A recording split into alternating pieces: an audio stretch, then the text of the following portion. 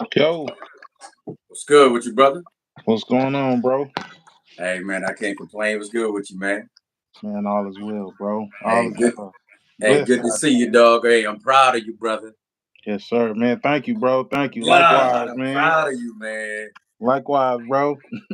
Oh, oh man, I'm proud of you, bro. Yes, sir. Yes, I'm sir. happy for you, man. But let me tell you something, man. You good? Let me see. I got some other people trying to join real quick. Give me a Yes, second. sir. All right, this is dope, bro. Give me a second. Yes, sir.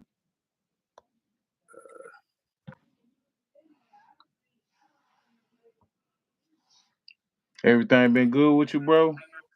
Man, if I complain, ain't nobody got to listen to me, bro. I feel Nope. you, bro. I don't do any complaining at all. There's no need. Yeah, Uh, man. Solutions only, bro. yep. This stuff is new to me, man. So I had a young man that's a family member that finally moved from Texas and moved back to the Carolinas, man. He's my cousin, but he called me uncle, and he wanted to do this. He wanted to do this so bad, bro, and I couldn't do anything but do what he asked me to do. If that makes sense. That's what's up, man. That's what's up. So I'm gonna give him everything he asked for. Yeah, buddy.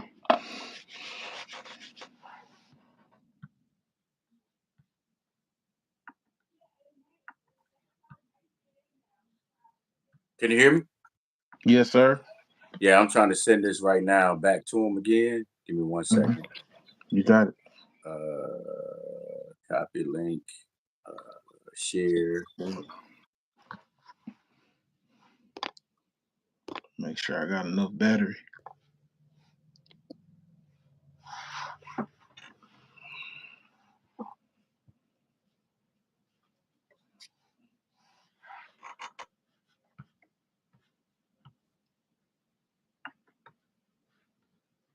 But there was a purpose for it. I don't know what the purpose is yet, but it's for him, and that's all that matters. Most definitely. Most definitely, bro.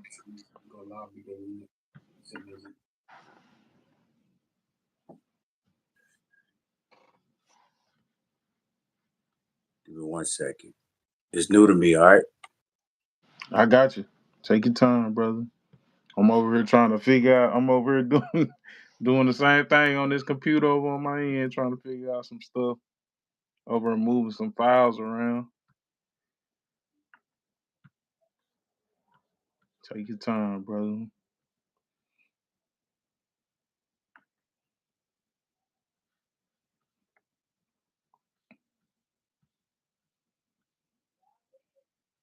So you sent me the link to the live.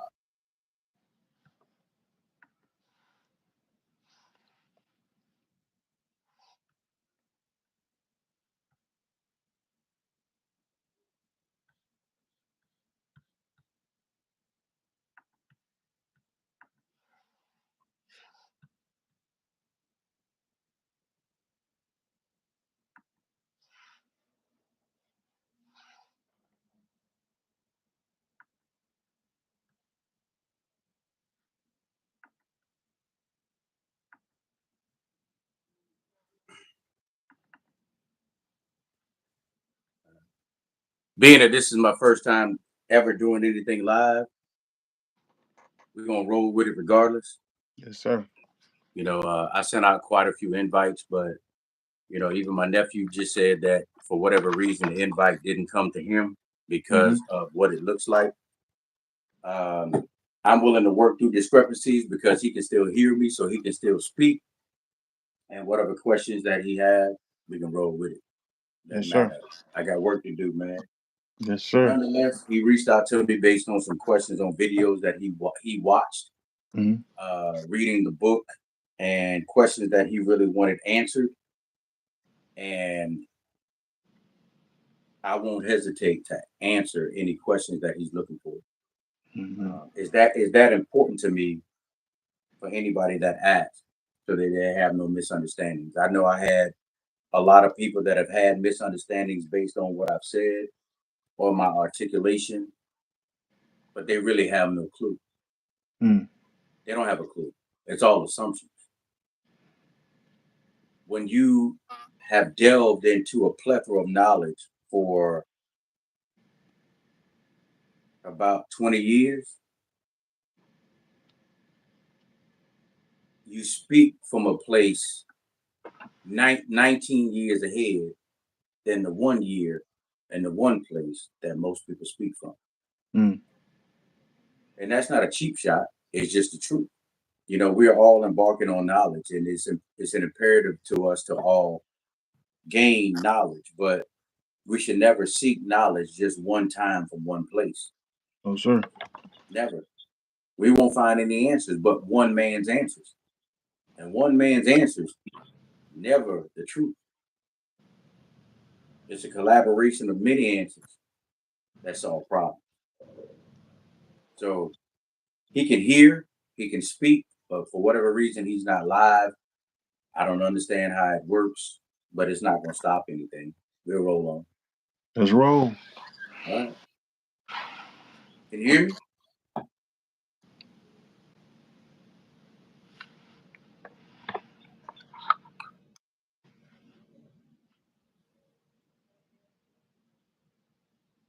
So I just made the live chat visible to all, right?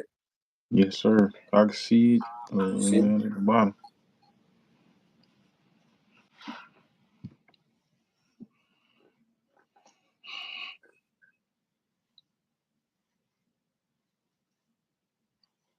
There you go. Let's get this work. Oh, Yeah, he on? Okay. he down. He's speaking down there. Mm. All right. Let's go, Neff. What you got? So the first question that I have for you is, how do we remain structured in our earthly walk versus our spiritual walk? Well, here's the break. The earthly walk is being ourselves, remaining confident, and knowing who we are. But on the spiritual side, knowing who we are in God, knowing our purpose, what path we're going on, that we just need to listen to God from here on out. Okay. Did you hear what he said? Speak. Ask him to recant that. Like he speak again. So Let me get my headphones, bro. Oh, sorry about that. Sorry about that, fellas. hmm?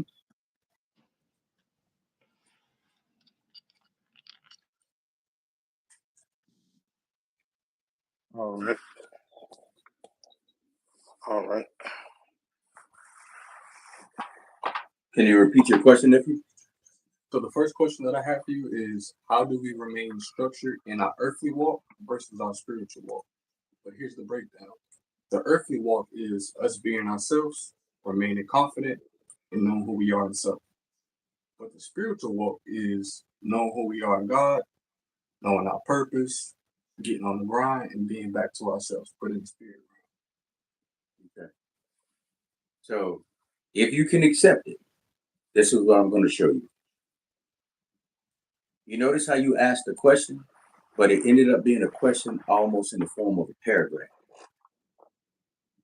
When you ask God for too much too soon, he's not confused. He's never just going to answer them that way. You really got to slow down and just ask one question at a time and get them answered. We want too many questions answered immediately. God, can you do this? Can you do that? Can you do this? Can you do that? Can you do this? Can you do that? Can you do this? Can you do this? Can you do that? Can you do this? Can you do that? And we haven't done anything to him for him. So even he's not confused, but he wants to understand which questions that he wants. Which one do you need the most? Which one do you want answered the most? Which one do you want the most? Which one is the closest to your heart that you desire for him to fix? And oftentimes we ask God too many questions, even though he can answer them all at one time. If he answered them all at one time, it'll be no different from the questions that you ask him. You're going to get all the answers and be just as confused. So what I'm asking you to do is ask one at a time and receive an answer one at a time. If that makes sense. And once you do that, you'll be able to put the answers in order, to articulate the answers in order. to accomplish the answers in order. Does that make sense? There it does. Okay. Second question that I have for you. But I never answered your first one because you had 5 and 1. They were never answered. In life, a lot of times we assume we have them answered. They're not answered. We just over them. Break them down so you can receive an answer. Go back to that same exact question and ask again.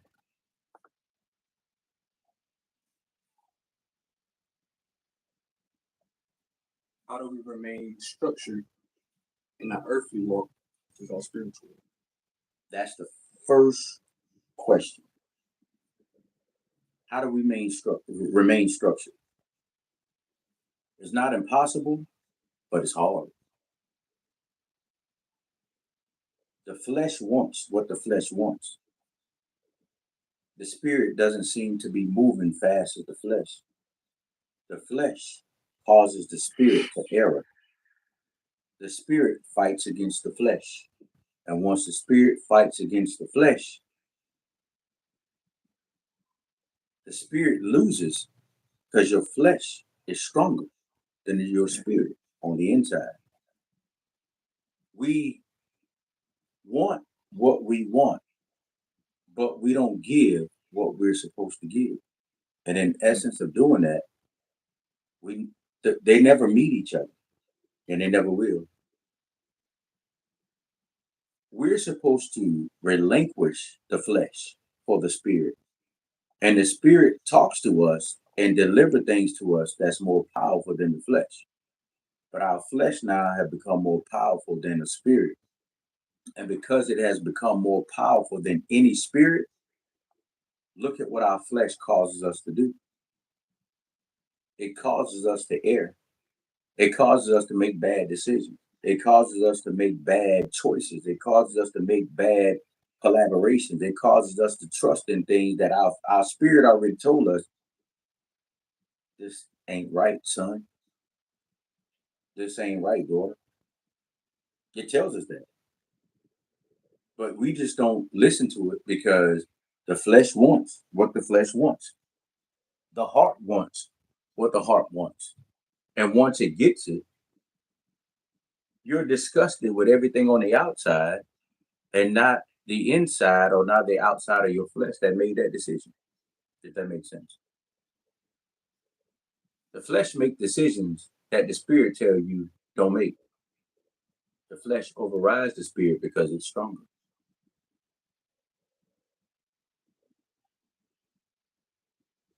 Does that answer your question? Yes, sir, it does.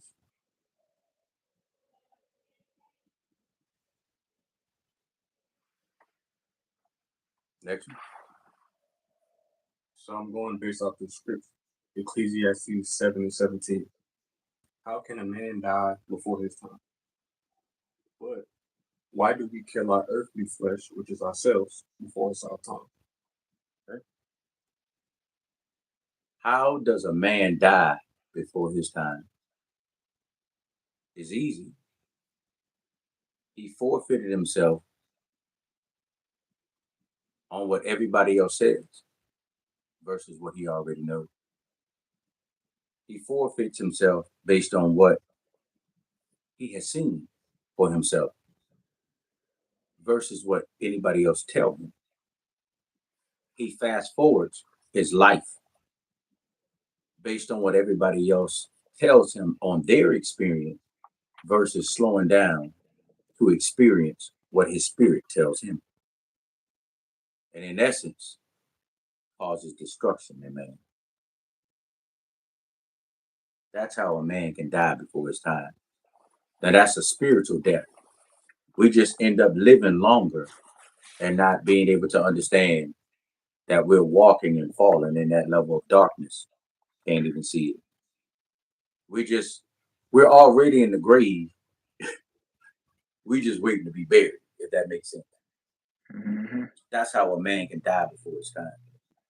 A man can also die before his time when God has already shown him his purpose in life, his dreams, his goals, his aspirations, and everything that he was created to birth on this earth. And in the midst of doing so, they forfeit that based on somebody else's vision, somebody else's likeness, somebody else's decisions. And when they begin to shape that and you move what you've seen, it's like cheating on a test paper, if that makes sense. I know I've studied. I know the answers to this quiz. But because I decided to look over to the left or the right, and one of my buddies or one of my friends have decided to bubble another answer, I then second guess myself. Now, my friend on the left bubbled A. My friend on the right bubbled D. But my answer was B.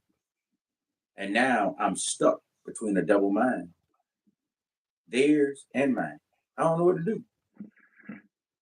When even though I know I studied and I got the answer, just because somebody else's answer was different from mine, it caused me to stray. And I now, even if I answered the one on the left or the right, I'm still going to be wrong because I know the answer. When you know the answer, you bubble your answer. And you wait for the teacher and or the instructor to come back and give you your test paper back to say that you passed. But what happens in life, we copy other people and we fail. And when we fail because we trust their studying and not our own. Well, as both of y'all receive failing grades, some people are satisfied with it, but the ones that know that they've taken the test, and the ones that have studied prior to taking the test, you know the answer. You're the real fool in life. You have to know that in order to survive this thing that we call life. Be prepared to study and take your own test. And if you fail, you only fail you. Don't fail others. But if those that cheat off your paper fail because they're cheating off of you, they fail themselves because they didn't study, just like you. So it's indicative of you to do your own work externally and internally to receive the grade that only you are designed to receive. If that answers your question. Yes, sir, it does. There's a second part to that question. Can I still get it? Get it? Let's go. Right. But why are we scared to kill the old us in the spirit so that we can be relieved? So like crucifying the old man so we can become new. It may sound crazy, but we are so afraid of ourselves, so afraid that we let everybody else kill us. And we'll let everybody else kill us 1,000,000 times, and we won't do it once to find out who we are. We'll be a sacrifice 1,000,000 times, but won't sacrifice ourselves one time. If we would do it one time, we could save 999,900. We could save it. Why? Because we've done it. So there's nothing that's left for you to do or think you could do to me. I own me. Nobody else does. But we're afraid to do it because we've been conditioned and programmed by other people of whom have taught us to believe a certain way that they believe instead of a way that sets us all free to think for ourselves. We're all free thinkers. We have just forfeited our freedom for people who want to think for us. I have my own brain. And there is no way in hell that I was born with my own brain for you or anybody else to tell me what my brain told me. Because see, God is not going to talk through anybody else to tell me anything that he hadn't shown me first. Now he'll use other people as confirmation to help echo that message. But he ain't gonna come in the form of flesh. Because most of the time when he come in the form of flesh and people tell you, God told me to tell you, look at their lives and see if their lives are any better than what they're trying to tell you. That'll tell you a sign right there that God ain't told them nothing. That was their flesh talking because they want to control you. Anybody sent by God will give you confirmation and set you free no matter where they are in life. They could be 100 times better than you, or you could be 100 times better than them, but they will set you free. More oftentimes, they want you beneath them. They don't want you equal, next to, or greater than. And sometimes the saddest part is when you elevate somebody that God has sent and they become greater than, those are the people who don't forget about you and lift you higher anyway. It's just that we live in a world now where selfishness is key. And they still claim that to be God. And God ain't nowhere near them. He's not near it. A lot of people think he is. He's not. He's nowhere near it. Trust me. God is not limited to a 20-mile radius, 10-mile radius, 5-mile radius, town, city, state, country. He's not limited. We treat him as such. And that's why people don't travel. They don't know where he is. They think he in the same small area. Well, if he's there and you from a small town with 20 people, you think he only designed to bless 20 people? He'd have blessed y'all and move on because y'all have been dead by now.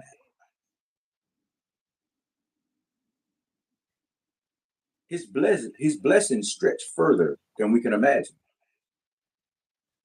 We just can't imagine how far his blessings can stretch. So we stay stagnant in the same stinking places. Won't move, won't travel, won't grow, won't collaborate, won't build.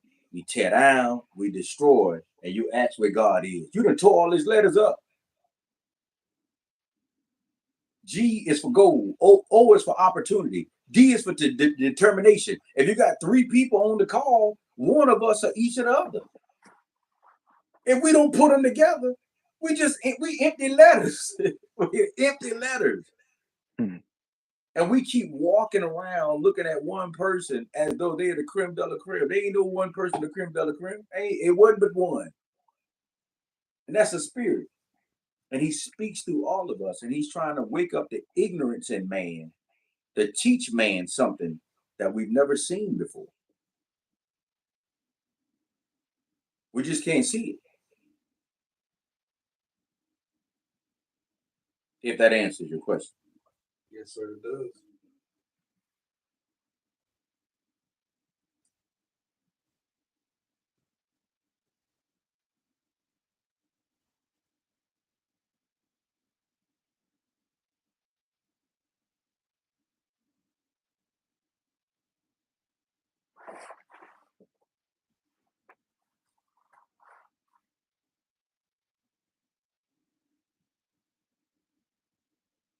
Next question. Galatians 5:22 talks about the fruits of the Spirit. Why do some preachers preach fruits of the flesh instead of the fruits of the Spirit? And by fruits of the flesh, I mean they add their own little twist to it to make it sound good instead of preaching what's directly in the Bible. Okay. There's several fruits of the Spirit, and they're designed to do specific things. But the fruits of the Spirit are supposed to be deeply embedded in each and every person, not to hear everybody's fruit, because everybody's fruit is different. You could bite somebody else's fruit and it'd be poison. Ask Eve. Everybody's fruit doesn't yield them good answers. So it's indicative of you to find your own fruits of the Spirit. not to always listen and adhere to and abide by and capitulate to everybody else's fruits of the spirit. You have to understand that God talks to all of us differently. He talks to all of us separately because we all have different goals, different dreams, different aspirations. We all have different gifts. And he's trying to develop these gifts out of us. But what happens is we run to man, and man will stifle those gifts and steal those gifts as though they're his own or her own. And you never get a chance to birth it. And you sit back and you will hear everything you've done, you said, the music you played on somebody else's stuff. And you're like, I did that. I said that. I worked that. Why don't I get the credit? It's because you have already submitted yourself to man and not to God. When you submit yourself to God, God does other things for you that man can never do, which is God sees the fact that you are faithful to a certain thing. He says that even though it may linger, even though it may tarry, wait for it will surely come. And we have grown a level of impatience because a lot of churches will teach you that if you pray, it's supposed to happen instantly, but that's not true. And the reason it doesn't happen instantly is because if if you are a good child and if you're a parent and you have good children and your children ask you for anything, because you are a parent that raised them correctly and your children are good children, you won't hesitate to spoil them and give them everything that they want and need. But if your children are disobedient and bad, and every time they come apologize, wanting and or needing something, you're hesitant to give it to them because you know that they're going to go back to their same ways and play you again. God is no different. So the way that it's taught is that all you have to do is ask God. That's a lie. That's a lie. It's been a lie. It's always going to be a lie. You have to ask God from a special place. You have to be in position to receive the answer, and you got to be willing to wait. For the amount of time that you have been disobedient, is you have to be prepared to spend that amount of equal time in waiting because he must trust you with what he's going to give you based on what you're asking. We serve God, but we also serve strange God. There's a capital G and a lowercase g. So if you get to the point where you serve the lowercase g more than the uppercase G, that uppercase G ain't jealous. He just waiting to see if you're going to give me that same damn time that you done gave that lowercase g. That's what he wants. And if you dedicated to that lowercase g, he gonna walk away. He ain't got time to compete with that. He's never gonna compete with it. Now the lowercase g, it says in the word that he's been trying to build a kingdom to get to God ever since. And every time they do it, they fall. When we hear the message, we don't quite understand what it means, but we still keep dealing with it over and over and over again, that we gonna just outbuild God. You're crazy. He'll never let it happen. Even if you get next to him, he gonna break your ladder. If you end up getting 1 foot close to him, thinking that you're gonna supersede him, he's gonna crack your ladder in half. And if you read the book of Nehemiah, it tells you that. So you might want to be on the wall and not be on the ladder. Just build your wall. Your wall is good enough. He'll fortify your wall. But if you try to build a ladder to get to him, it's over. There's no competition with God, but there is competition with the lowercase g, and that's where we err. Does that answer your question? Yes, sir, it does.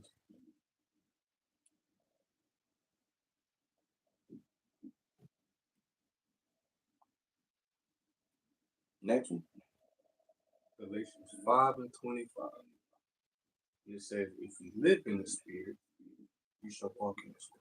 How does that apply to your everyday life? How you command your life, Lord? How does that apply to my everyday life, or how does that apply to any person's everyday life? Yours and anyone else's. I can't speak for anyone else. I can only speak for my own.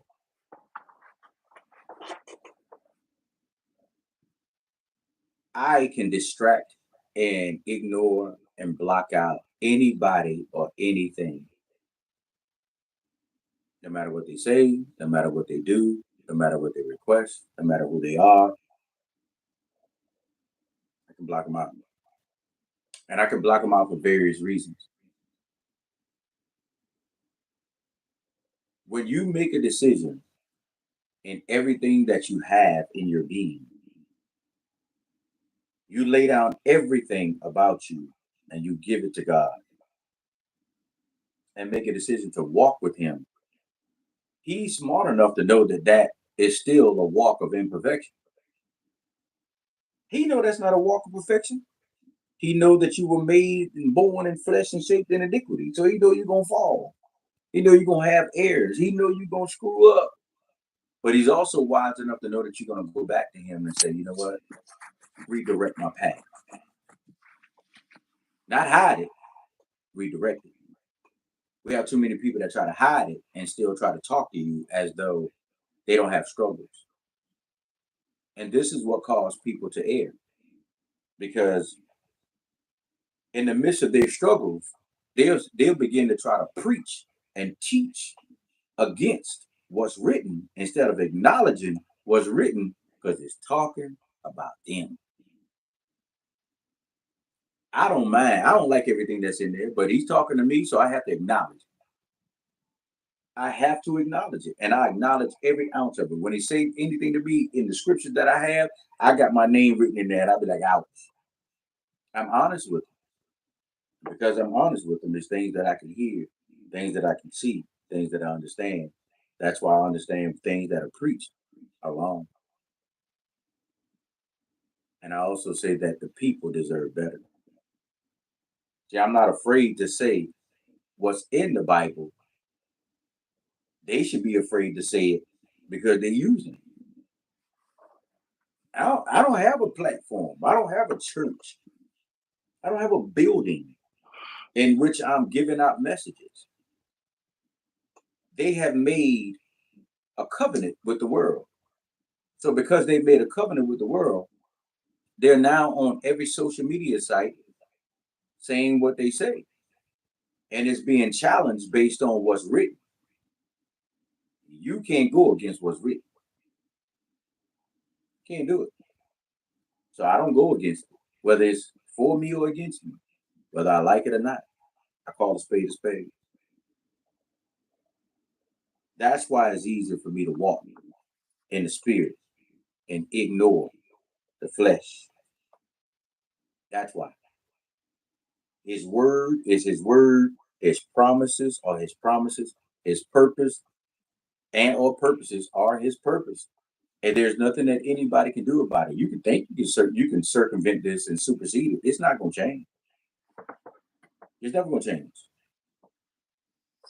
We're going to be the same old people yesterday, today, and forever. It's never going to change. It's just important that we find a way to get closer to him to find our purpose and operate in that purpose. All of our purposes are not the same. If you see a building right now that are filled with 10,000 people, I can show you only one purpose.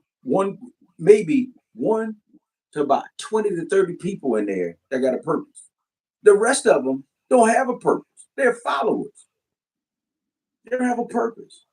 And it sounds crazy, but they'll never get it. Because anybody with a purpose is going to work on their purpose. And their purpose is not to be followers. Their purposes should be to develop what God has put in them. Maybe God put in them to be followers. Since they say God speak to them, maybe God put in them to be followers. If that's their purpose, you must let them. You must let them. But if you understand that God has called you to greater, don't let one of them or any of them keep you from greater. Your greatness has been plucked out as one of a kind. It is indicative of every person that think they understand that to realize and fulfill their purpose. That's something that you will do no matter what, that you find joy in it. I find joy and peace in reading the Bible. I do. I find joy and peace in understanding what's written. I do. I find more joy and peace by not going back and forth with anybody else with what they uncover. And there's a reason for it. There's a scripture that says, let every man do as he's called to do. Some people call to trip you up. Some people are called to make you stumble. Some people are called to argue, fuss, and fight to say you're wrong. Some people are called for that. And some people are called to encourage you to keep going. It doesn't matter what they're called to do. I know what I'm called to do. And when my phone rang, it was none of them people. There's only one. So it doesn't matter. I got the right phone call. I got the right answer. I'm gone. And I'm still on the line. I never hung up the phone. That makes a big difference in life. Is when you receive that phone call from the one and not the all, and how you operate in your life. It makes a big difference in how you manifest things in your life because he did something specifically for you. We start engaging in conversation. We start indulging in other people. And we start listening and repeating things that other people say and do. And now this sounds like that white noise on the phone when a bunch of people talk and nobody's hearing each other because God didn't call you to get online with him. The line was between you and him. Just you and him. And you wouldn't stay on there long enough to just hear his instructions and his direction.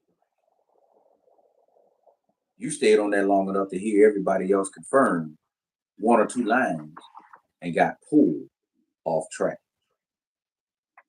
God doesn't operate that way. God is a selfish, jealous God, and he wants you all to himself. And because he wants you all to himself, this may sound scary. A lot of times he even wants you away from your pastor. I said it. He wants you away because he wants you to confirm what's been taught, confirm what was said, confirm what was written, not be a robot and repeat what you haven't read, repeat what you don't know, repeat what you haven't seen, and repeat what you don't believe. God is a jealous God. He's selfish. He wants you all to himself. But if you don't realize that and you just give all of your energy, your effort, and everything to any and everybody else, you'll never meet God. You're going to meet man. And you will meet another man and another man and another man and another man and another woman telling you this and telling you that. And everybody's going to be in between you and God. You got to find them for yourself. And once you find them, there's nothing like it. Because nothing will be able to separate you from the love of God. No pastor, no deacon, no elder, no usher, no man, no woman, no building, no children, no wife. Nothing will be able to separate you from it. But oftentimes we really think that we have it. And it is a spirit. It is not a being. We're too busy. We've become too accustomed to adding beings to God instead of verifying the spirit that's attached to God. When God talks to you, he talks to you. You think a plane? Listen, God calls some people to be the best mechanics on the face of the planet. God calls some people to be the best doctors and nurses on the face of the planet. God calls some people to be the best architect and construction workers on the face of the planet. God calls some people to be the best pilots on the face of the planet. They ain't got to go to the same church. They just serve the same God based on what God showed them to do. But ironically, what happens is that we're forcing ourselves to go to the same places to learn the same God under the same thing. And we don't realize that we become slaves and we end up being buried in the same cemetery. It's too late for you to figure out who your God is by then. God should choose you today who you're going to serve. Look at the level and degrees of service that we're giving.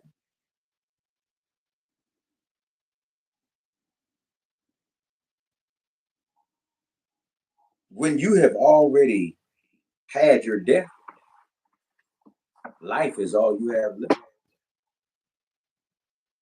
We're too busy and too afraid to die, being connected to man, instead of accepting a death natural and walking in a spiritual life where you never taste it again. That's why we all have different gifts. Our gifts are just supposed to meet each other, intertwine with each other, build with each other, collaborate with each other, build communities and families with each other. But we have abandoned this thing now based on what man has said. And we don't realize that that is the biggest separation ever. Think I'm lying? You got the same people right now. We got Thanksgiving coming up. You got the same people right now, and in the same families with the same bloodline, the same last name, go to 25 different churches, but still come together on Thanksgiving Day, acting like they're together. Cut the crap. Either you together or you're not. Because if you can come together one day to say you celebrating Thanksgiving, you can come together every day and be thankful and start over and build from within. It's too much money going out. It's too much of an inheritance going out that families are supposed to build within. But the ignorance of man has taught them that think that they can buy their way into heaven and pay their way out of hell. Shit, most of them living in hell right now don't even know it. They didn't pay for it. They paid for hell. Think I'm lying? Watch this. Ask God right now, what's the price of heaven? Or what's the cost to keep me from hell? And see if he answers.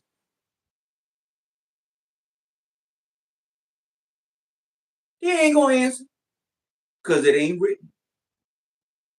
Hell is more of a mental condition before it becomes a physical place. We have just accepted some things we have never seen, and we are living it the day we die. And we think that we're going to get any closer and or any higher to anything. You're sadly mistaken. What he wants from us is everything we see when we look in the mirror and he tells you up front, this is what I require for you. This is what I made you for. This is what I built you for. You have gifts inside of you. You do it or else. There's no in between with God's direction and correction. I didn't birth nobody else to do this but you. I gave nobody else this gift but you, the way that I gave it to them. Now, they may be copycats. They may be emulators. You know what I mean? That's life. But when he give you something, he gave it specifically to you.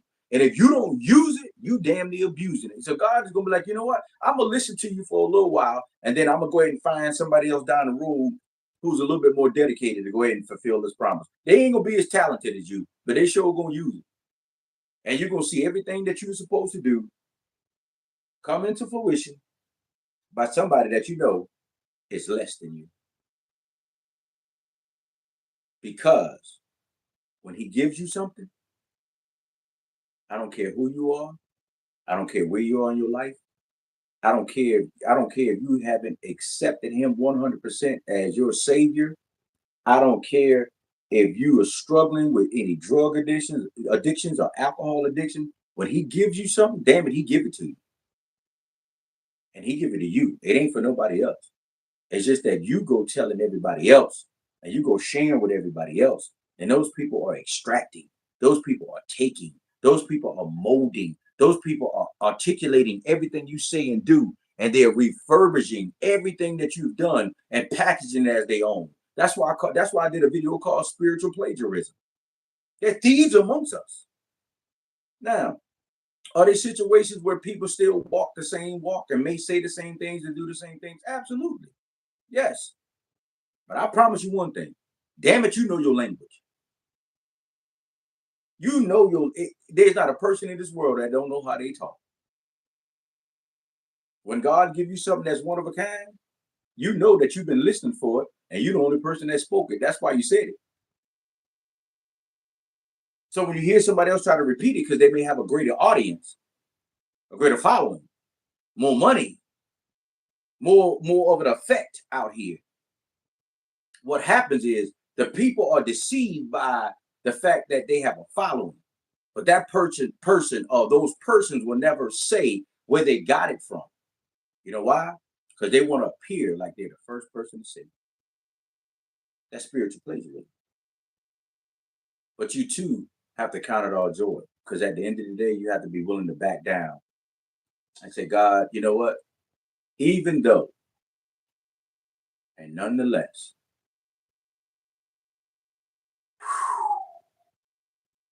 and this is a humbling experience, it's for your glory and not my own. It's for your spirit and not my flesh. You have to bite the bullet to back off and realize that your time is coming. And when it comes, there's a difference. Where they are, they'll stay. But where you elevate to, they'll never reach. And that's the power of understanding God. And the humility is always saying, God, how long? Why? And you're allowed to ask how long, and you're allowed to ask why. You know, we were raised to never question God. That's the biggest lie, especially in the black church. I see why they say it, because a lot of stuff that they tell us is bullcrap. Nah, if you got my life in your hands and I'm supposed to trust you, I'm questioning you. You got a problem with it? I don't need to be around you.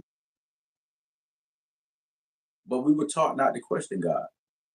But He did tell us to ask. So I started asking and I received. It's simple. I follow His instructions and His discipline, and I follow His principles and His way. And that helped me move myself out of man's way, and it also assisted man from get the hell out of my way. Does that answer your question? Yes, sir, it does. Long answer, but I had to give it to you because you asked. Appreciate it.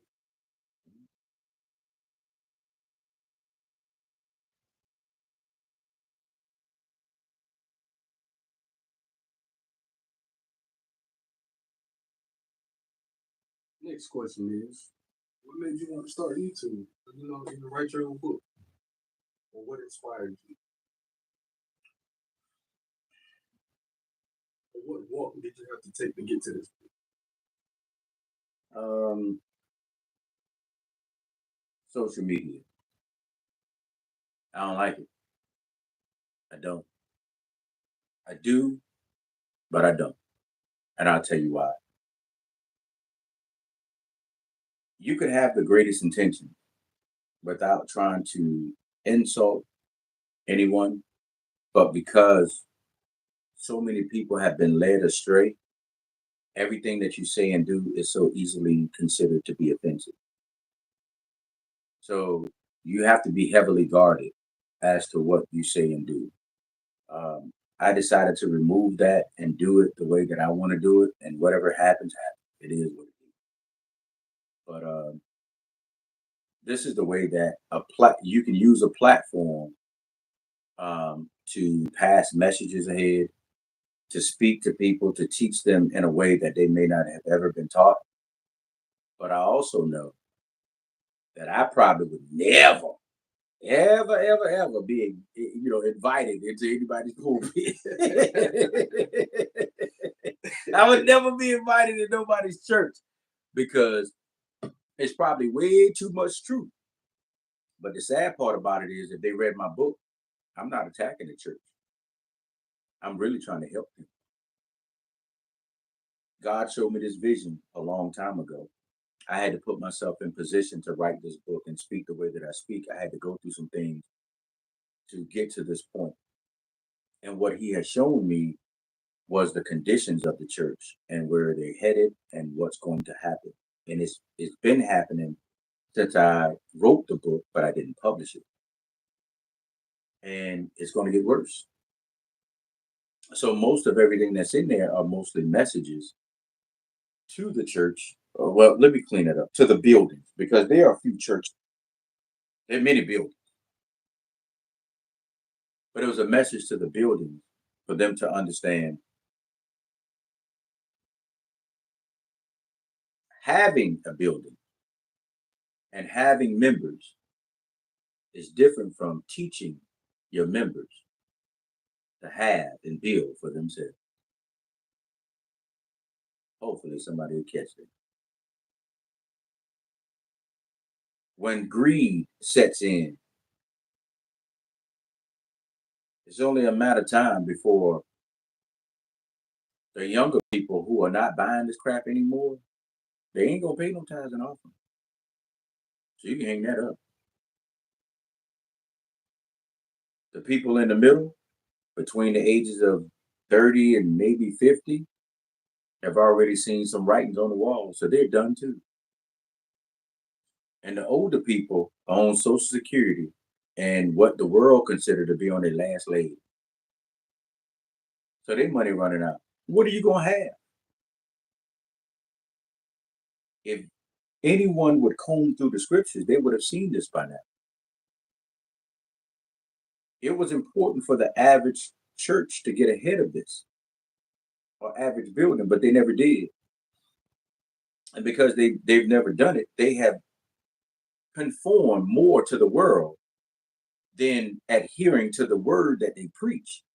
And people are figuring out what they preach. They're selective in what they're preaching. And because they're selective in what they're preaching, then I got to be selective in how I trust you. And because I can select whether I trust you or not, I'd rather not trust you at all. I don't care how you articulate the word. If you don't teach it from beginning to end like it's written, you're wasting your time. I don't care how big your church is or your building is, you're wasting your time. Everything is written in there, but they won't say anything about it. And because they won't say anything about it, and people are studying to show themselves approved, they're almost 10, 20 steps ahead of the pastors. And that's why they lose almost 10, 20 people every Sunday. The numbers are showing, they just don't want to admit it. And there's a way to save it. But some of them are too cocky and arrogant to do it. Don't blame me. I'm just a messenger. I'm just bringing a little bit of mail to try to help you. But what you do to the least of God's people, you do to the greater of them. And God ain't playing. You can't get mad at me because that's the same. Well, hopefully, because there are many gods. So let me clear that up. There are many gods. So if it's the same God, if it's the same God, they should have known by now that he's pissed. Should have known. It is better to release sheep than to keep them and allow them to walk in error, whether it's your error or theirs. And we've adjusted life so much to where we have so many buildings to where now we have people who are practicing on other people. It's not a spiritual skill set, it's a practice. So when they err, and after they err over and over again with scripture, some apologize, some don't. And they just keep teaching and keep preaching. But I can tell you one thing. If you are preaching it, and if you are teaching it, there should be a conviction of it. And if you have made a mistake in your teaching, you should apologize. But if you've been teaching 5, 10, 15, 20 years and you're erring to apologize, you should go sit down. Because you've collected enough. Sit down.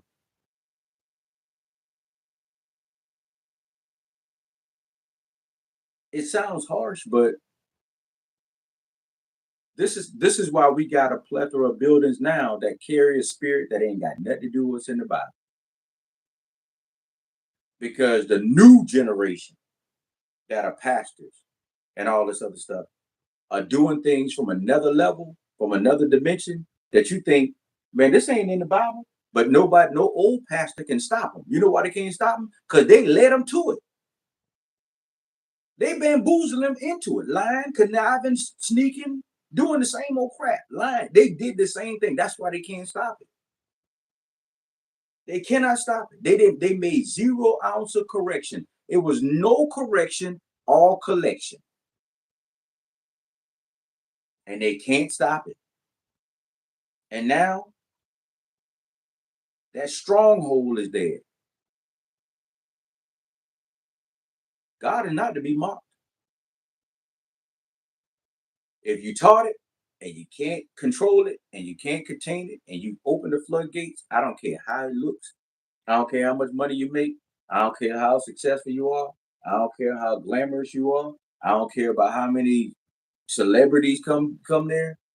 It's a wrap. People ain't buying this crap no more. People are taking their chances with God. Because guess what?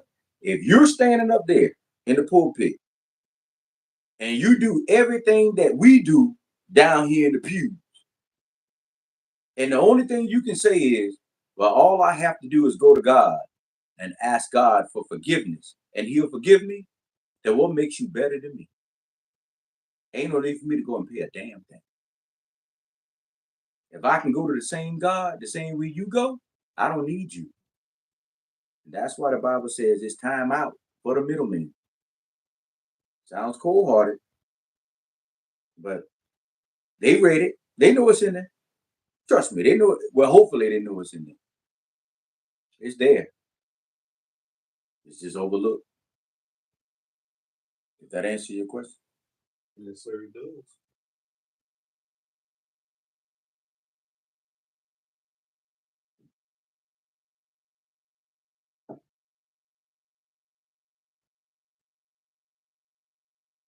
Last one. So you said about my book. Yes. Okay. What I apologize. No, that's fine. What inspired you to write? So I wrote it in 2011, but I needed to go back and do some things in my life to fix it before I published the book. I know what I had been shown, what I was supposed to do, how it was written.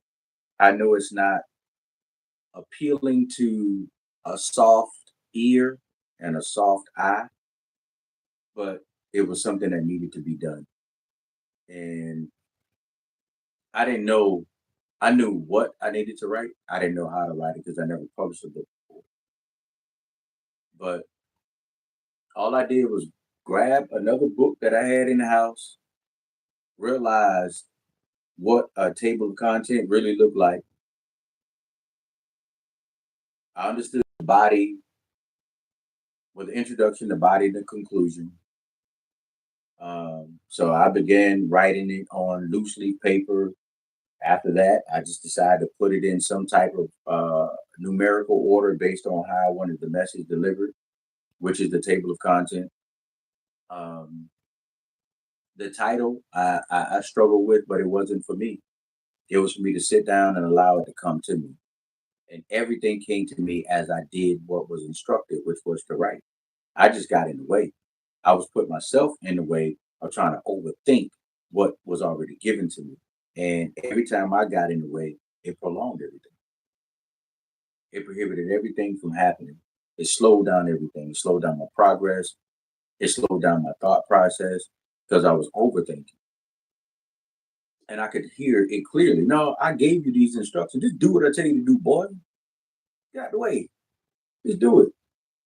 So I got out of my way and I wrote it, put it in order, took it from there, put it on a Word doc, corrected some things, and it went from there.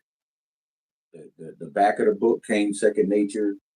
The front of the book came by just sitting down, thinking about God. I was like, God, how? What is my logo? What is this? What is that? And it appeared to me. I happened to be sitting in a place. Let me save that. I happened to be sitting in a place where it was a spiritual and a biblical moment that I had read in the Word, and that was the perfect image of the front of my book. The title also came right after that because of the intent of what I wrote. So I'm speaking specifically to men, but women can definitely gain access to it. I wrote it in a way that's so encrypted. It doesn't take a lot of intelligence. It just takes a lot of patience to understand. I wrote it for men, but I also wrote it for my daughter. So when I wrote it for men, I wrote it from beginning to end. When I wrote it for my daughter, I wrote it from end to beginning. And that took a lot out of me because I was trying to teach her something in reverse order, but I was also trying to reteach men something moving forward. Um, there's an attack on men and women, but there's also a place for both of us to be. And until we understand what that is and accept accountability and responsibility for both, we'll never meet it. We just always point the finger at each other and be ignorant. It's too easy to do what the net does. And I just decided to not get snared into that net. I decided to be my own spider. I cast my own web, however that may look. So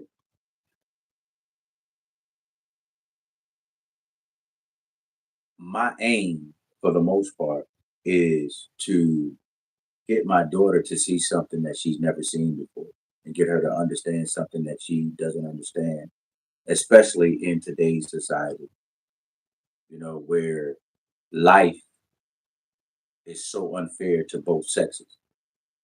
But both sexes are fighting because they see things that are thrown at them that are unfair. Well, I can't fight every fight and worry about what's fair or unfair. I can only talk to my daughter and teach her to be fair to herself. And teaching her and any other kids that I've raised and loved to understand this is my purpose in the forefront of my mind.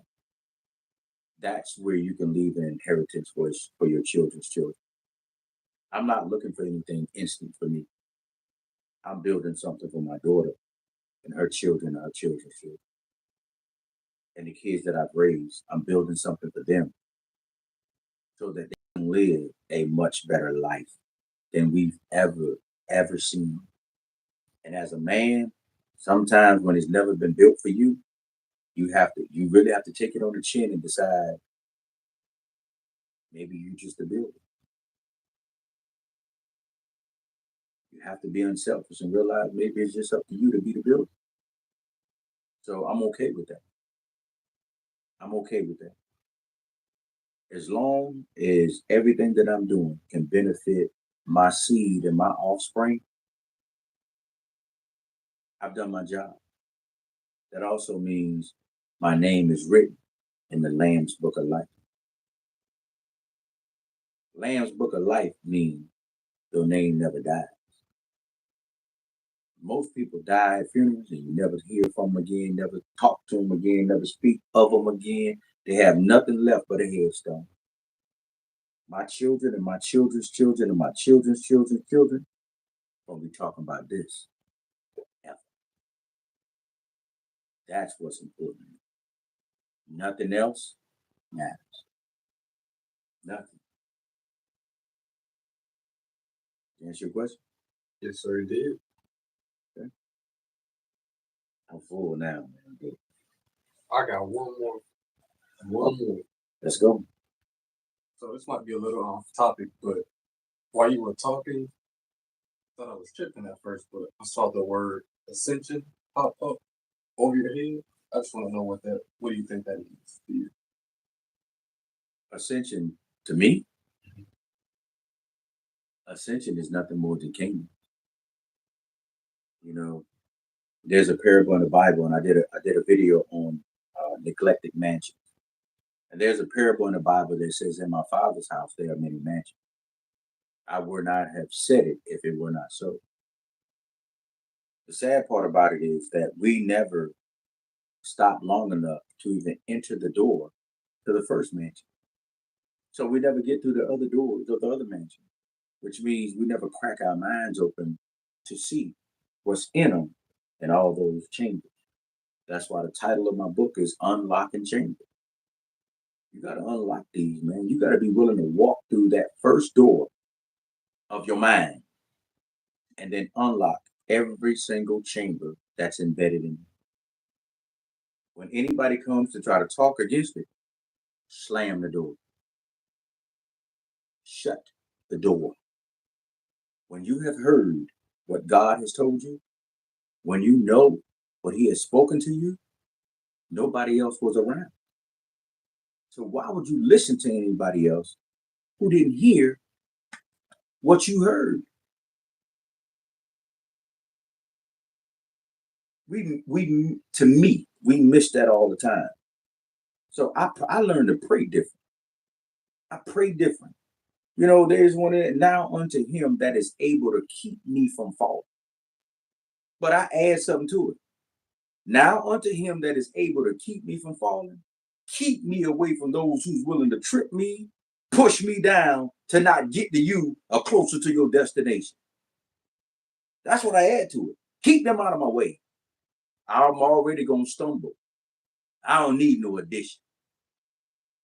Keep me away from them. If they're not going to put their hands in the small of my back, if they're not going to support me, if they're not going to elevate me, if they're not going to teach me, if they're not going to catapult me, if they're not going to collab with me, keep me away from them. Keep me away from them. Because we all have different talents and everything still is given in the inspiration of God. It's just that people think that everything in a building has to be God, God, God, God, God. But yet they driving a car made by somebody who won't believe in God. They live in a house built by somebody who don't. Anywho, I could go on and on for days, man, but we're so stuck in a loop and lack understanding to where even the most talented musicians, and we got one on the line. I don't know his story based on his walk, but I know him and we talk often. But there's a lot of talented musicians of whom grew up in the church and can play any instrument. We have some of the most talented singers who grew up in the church that can sing the roof off of any building. But because they won't leave the building, God can't bless them beyond what they can see. And He gave them that talent to leave an inheritance for His children's children. He didn't give you that talent to stay in one building, in one state, in one city. He gave it to you for the world. Is He not in the world? Is He not for the world? So He gave you your gifts and your talents to circulate around the world the same way. We just sit back and listen to too much flesh.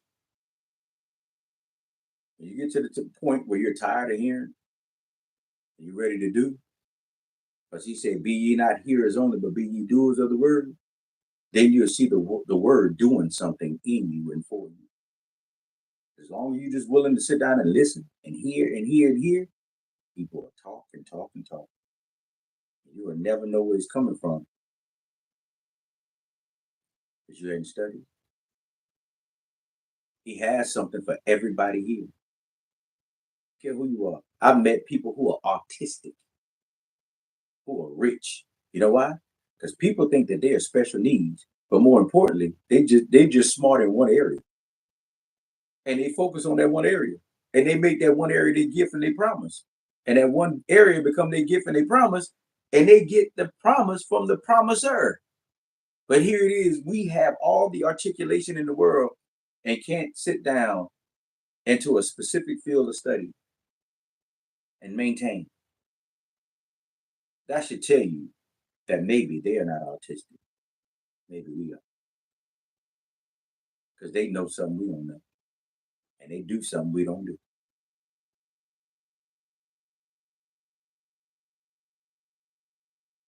Does that answer your question? Yes, sir. All right. Anything else? You covered everything else. In closing, I'll only do this if asked. But you must be live. I won't play no games with you. I hang up the phone. I will disconnect on anybody because nobody owns me. I own me because I gave myself to him and he gave me back. So nobody owns me.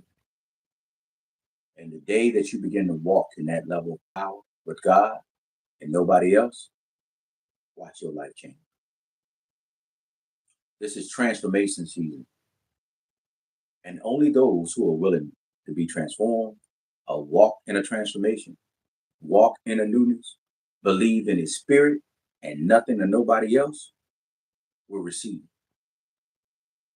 You have got to want it and want it right now so intimately that nothing and nobody can change your mind. I don't want to hear nothing nobody has to say. If it's not in the word, save your words. If you're not living it in the word, throw you and your word in the trash. I know that sounds harsh, but it's true. Because when I have to meet him, he's not going to ask me what you said. He's going to ask me, what did you do? And I'm showing him what he called me to do. Be blessed. Thank you all for watching.